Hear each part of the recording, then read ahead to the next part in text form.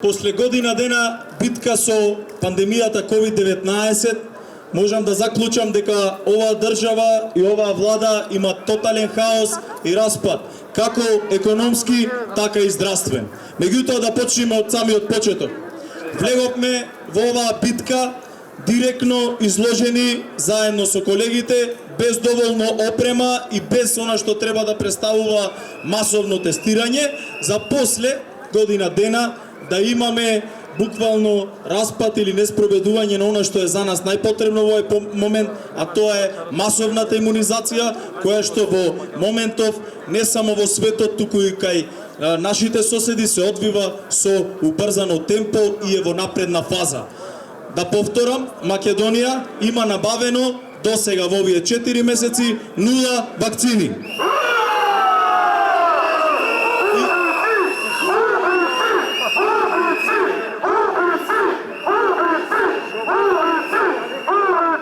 И што е најтрагично, се уште не можеме да завршиме со имунизација на здравствениот персонал и она што треба да представува прва борбена линија во борбата со ковидот.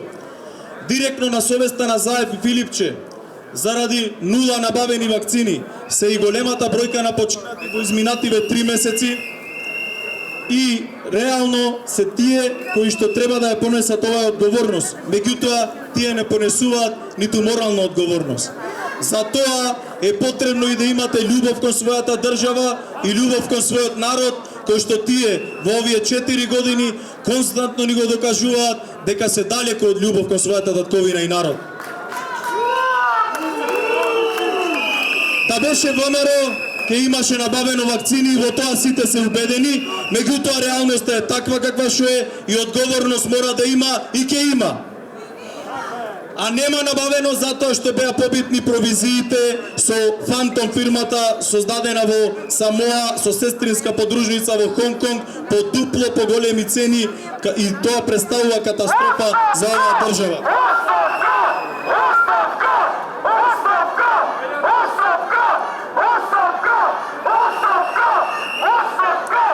Откако оваа неспособност беше увидена од страна на граѓаните, секој се снаога како знае и умее. Тука го имате полицискиот синдикат кој што пробува да се договори со Србија, ги имате Сдруженијето на новинари, во поново време Стопанската комора договара 10.000 вакцини за да може да ги имунизира бизнисмените и нивните вработени, но ние сепак имаме 0 вакцини. Чиста катастрофа.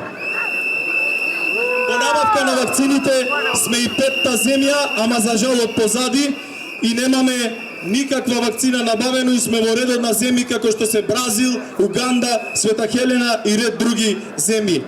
Пред некој ден добија вакцини и Албанија и Босна и Херцеговина, а оние со кои што се фалат денеска дека ќе ги добијат се сепак поклон и се дел од ковакс системот и она што треба да представува солидарен европски фонд. За жал, таа е нашата реалност. Билансот после година дена е повеќе од 3600 починати, тоа е колку еден град помал во Македонија како што е градово македонска Каменица Пекчево да го снемало во овој изминат период од година дена. И таа е, повторно ќе кажам, за жал нашата реалност. Заради се во ова погоре поднесовме закон за измена за формирање на комисија за заразни заболувања, која што ќе биде составена од професионалци и платена од државата за да се бори со ковидот и сите оние последици кои што пандемијата ги има. Меѓутоа се уште не е дојдена на пленарна седница и да разговараме за неа и си го имаме, фала му на господа Караджовски, кој што ги спроведува директните замисли на Венко и на Заев, а сето она што ќе го донесе како мерка, а не се согласува или не е во согласност со она кое што овие двајца го мислат, тие прават измена или неговите мерки не ги спроведуваат. Затоа беше потребна таа мерка, односно таа комисија за заразни заболувања која што се уште како држава ја немаме и после година дена борба со пандемијата.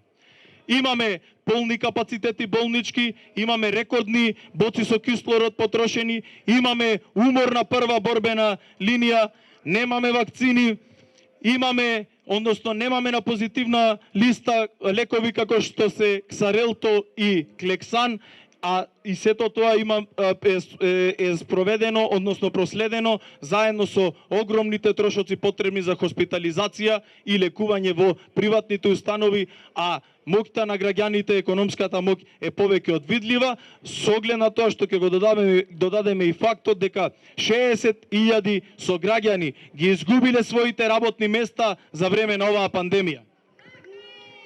И пред самиот крај, но не толку небитно, ги имаме Љупче Николовски и Драги Рашковски на одмор со своите семејства.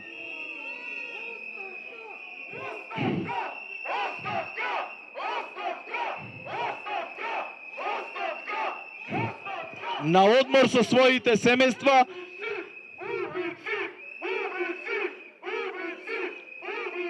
а секојдневно ни умираат луѓе и првата борбена линија, како што кажав, е уморна, а од друга страна законски му е забрането да користат годишни одмори и таа е реалноста, односно начинот на кој што овие луѓе, односно оваа влада се грижи за нашата држава Македонија.